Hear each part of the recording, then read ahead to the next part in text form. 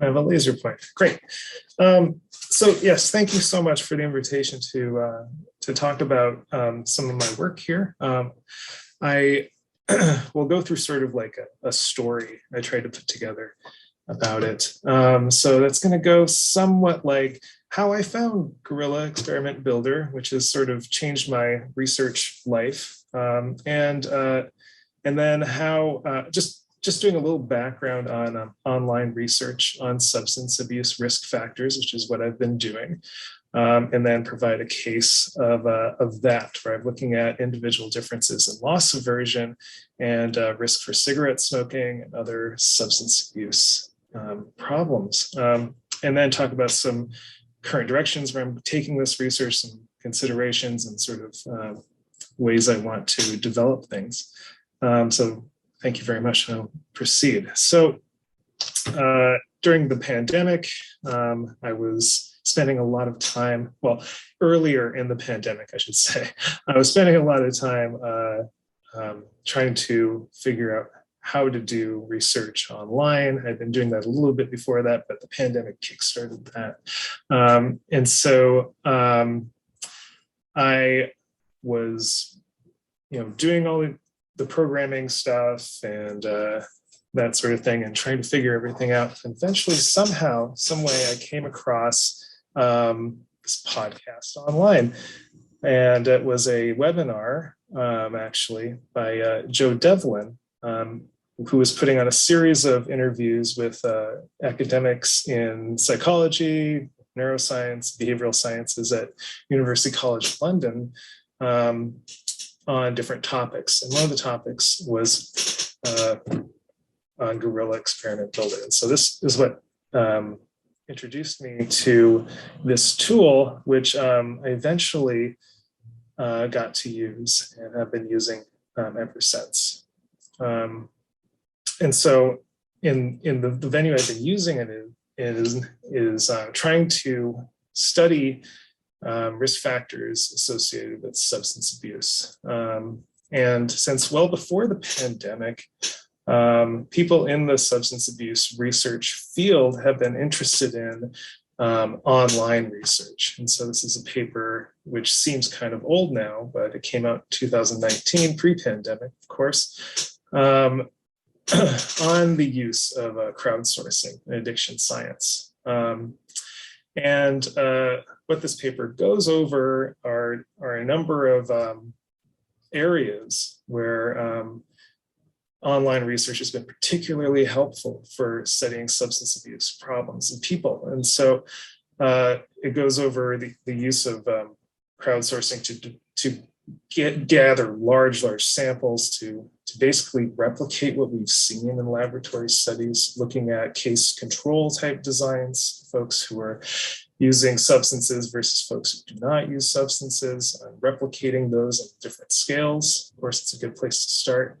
But other uses have been to develop more intervention tools and pilot test tools before using them in person, with clinical samples, and also to develop new measures and validate them rapidly. And then they also are able to contact people over and over and not have them come into the laboratory for longitudinal measurement, which is extremely useful. So what this paper ended up concluding was that online addiction research is going to be complementary to clinical trials, human laboratory studies, epidemiological studies, and it's going to help overall benefit the field by improving reproducibility and rigor and expanding the possibilities of the study factors related to substance abuse and overall health-related behaviors. And so with that sort of background, I was interested in using this. And so this is just a figure showing that if you search the number of papers being published and number of citations in those papers, it seems to be increasing exponentially, just sort of entering in easy terms like mechanical Turk addiction. And so here's this paper that was the eventual result of me getting interested in guerrilla experiment building. And so I was interested in loss aversion and looking at it in cigarette smokers. And so just to give a little bit of background, as we are all pretty familiar with from all the talks today, behavioral economics is just integrating psychology into study of choice and decision-making that people make. And it's been pretty obvious for a long time for many, many people that real-life behavior is not conforming to economic predictions. And so one example of this was just described in the previous talk, is that potential losses have a larger impact on our choices than potential gains that would be otherwise equivalent. And this is what I call loss aversion, or what's called loss aversion, loss averse behavior. We behave as if the losses are having a larger effect on our behavior than, or on our valuation than gains. And you might be able to think about loss aversion as a potential protective factor against the losses that inevitably happen in relation to our health from engaging in behaviors such as substance abuse. And there are some in-person studies that actually suggest this. And so with people who are drinking in excess or using cocaine and have problems with these types of behaviors, standard measures of loss aversion have found lower levels of loss aversion among these groups in comparisons to matched control groups, so groups of people who are otherwise matched on sociodemographic variables such as educational attainment, gender. They're showing in comparison lower levels of loss aversion, meaning that they are behaving as if potential losses are having less effect or a similar amount of effect on their behavior as potential gains. And so in addition to loss aversion, there are other important decision-making factors. And one of them that's particularly well studied in substance abuse research is delayed discounting, or the devaluation of rewards with the delay to their future receipt.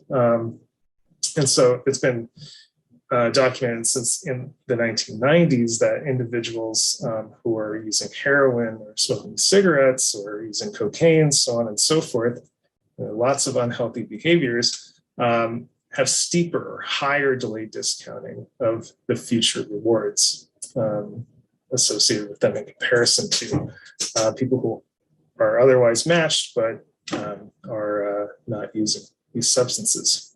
So the study that I did was that after looking at the research on loss aversion that was out there, it was comparatively less developed than the research on delayed discounting.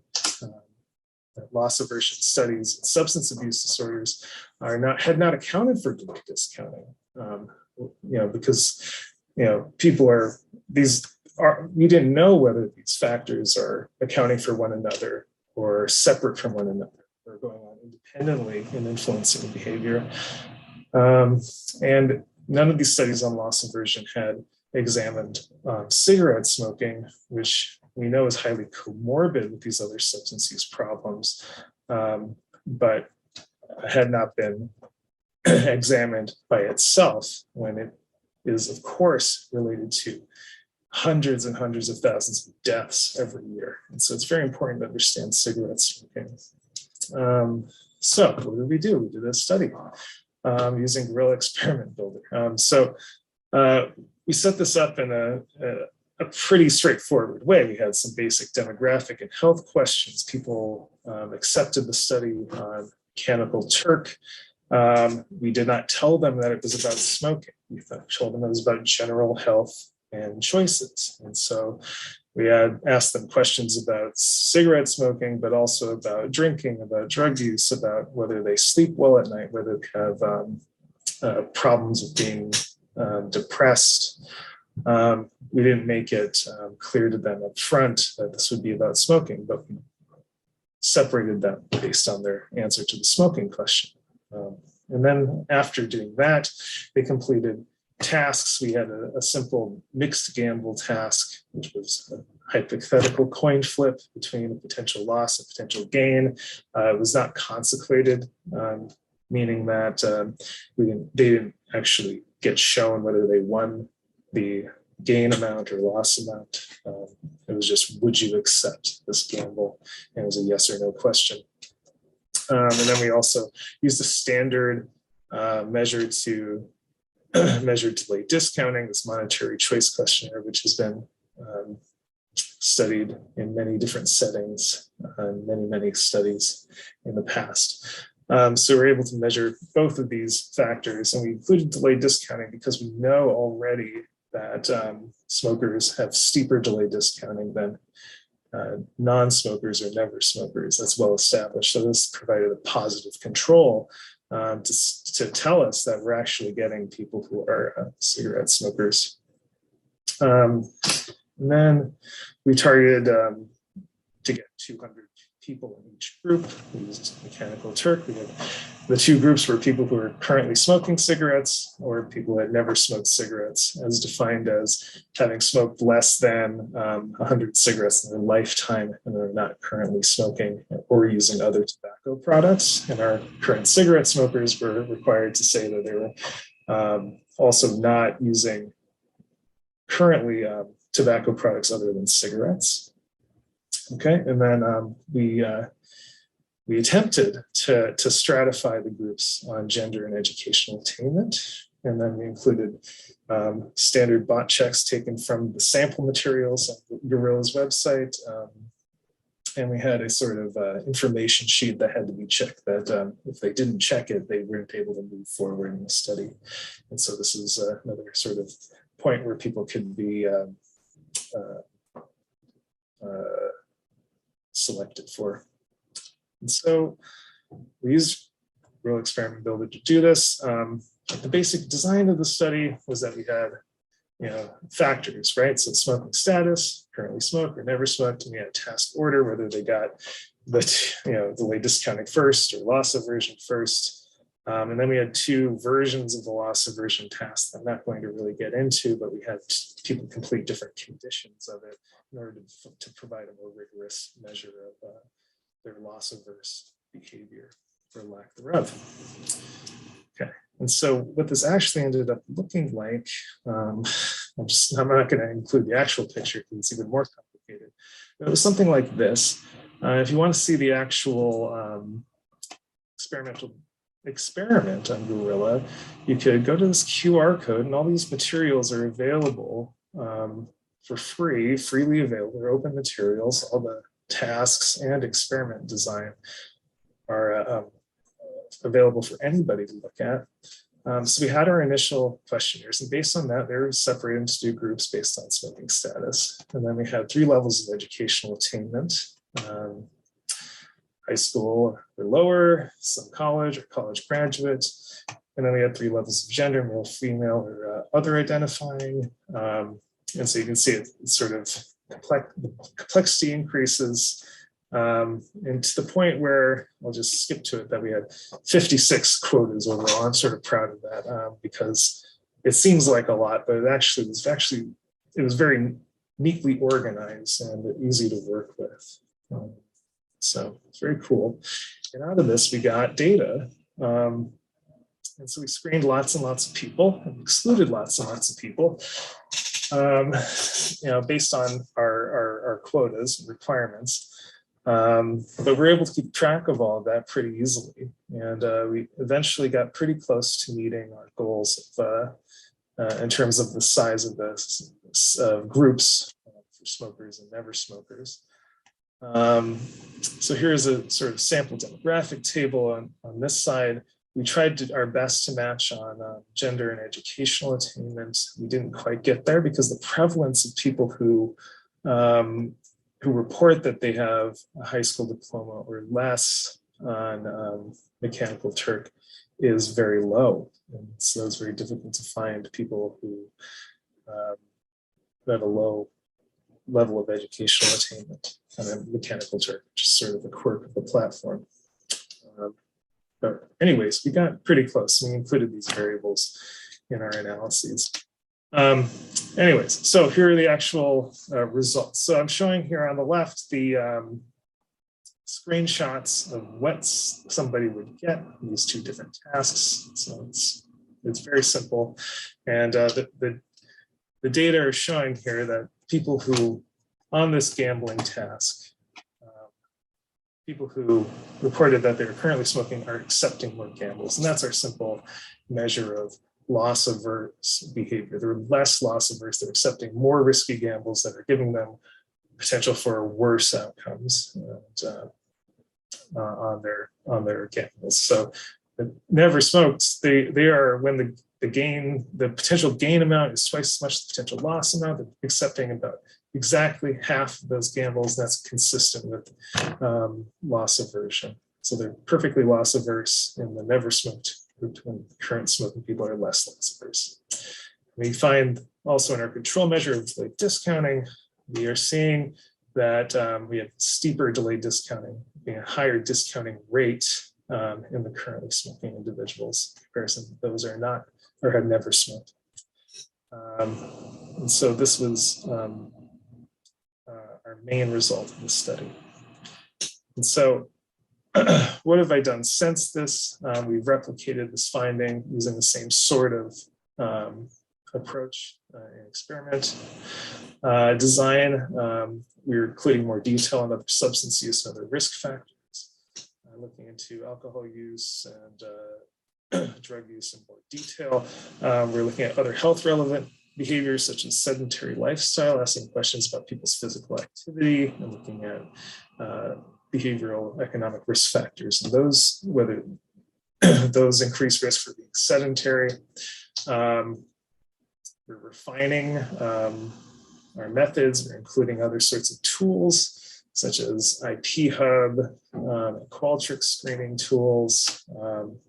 And I'm just attempting to keep up with Gorilla's new features that are coming out and trying to train other people that I work with on how to use these tools. And going forward, we heard a lot about gamification early on in these sessions. And I think gamification is not just for kids. I think we should definitely use it to include participant engagement in these types of studies. And just trying to integrate more of the tools and keep up with what's going on. And I'm in particularly just want to point out that going forward, I'm very much interested in longitudinal measurement, this sorts of thing, keeping in touch with people, because that's also going to increase the quality of responses. If you have somebody that's coming back time and time again to complete these questionnaires and tasks, then it's pretty likely that they're a quality participant, not being a robot.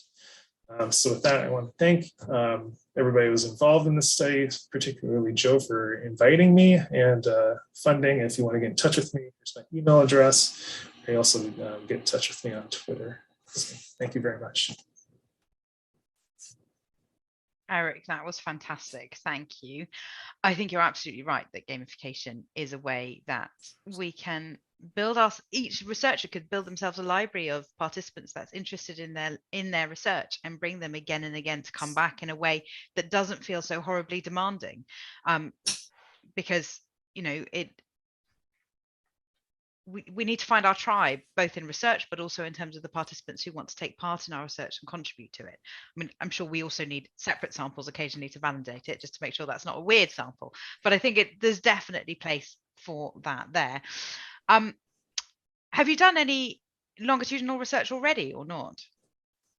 Not yet. I'm sort of getting ready to launch a study on that pretty soon. But just starting very simply, 2 measurements. Nice. So I did have another question, because maybe you said it in your talk. Is it that people with, and everybody else, while I'm asking this question, if you've got a question for Eric, there was a highly technical one, but others welcome as well, in the Q&A, please now. I'm sort of asking about causality here. Is it that people with risky decision making are more likely to smoke, or is it that smokers are riskier decision making? Do we know which order that happens in? And is that a question? And if not, how could we answer it? So that's one of the things I'm trying to pursue. And so there are 2 ways are a couple ways to do it. There's probably more than what I'm going to mention, and the first is to start with people who never had any exposure to smoking or substance use, or such as adolescents, and follow them as they sort of develop into trying certain substances, and keep track of whether their decision making predicts those transitions, or predicts their likelihood of sampling substances. Another way to approach this experimentally, see whether you have a sort of method for changing decision making, and whether that translates to an immediate change in their sort of substance use behavior. Those and again, in the delayed discounting area, those have been both pursued, and it seems like if you can influence people's episodic future thinking, they're thinking about the future self, and things they would like to do, and you have them doing that while they have an opportunity to smoke. Those sorts of cues can result in less smoking, and so that's been done in laboratory studies. People are trying to develop that for more sort of application in real life, to present cues to people in real life, to get them to, when they're about to smoke, when they're in high levels of craving, those sorts of things. It's less well developed with loss aversion there as well, but it seems like you could picture some way to bring people's attention to the potential losses that are going to happen to them if they continue behaving in a certain way, such as family, friends, and those sorts of things, longevity, and that might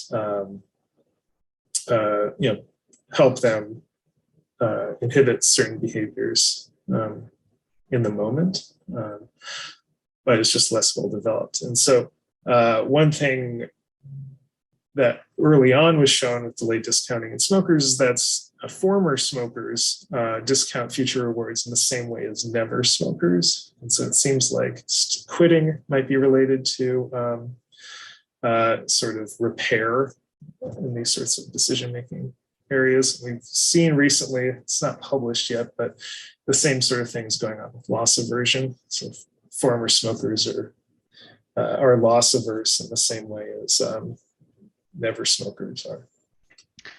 Fantastic. That was the comprehensive answer, which was fascinating. There are two questions in the chat, in the Q&A for you, which I'm going to leave you to answer independently, because in the interest of time, we now need to move on to Casey from Rock. Eric, thank you so much for joining us here today. Please stay for the rest of the session.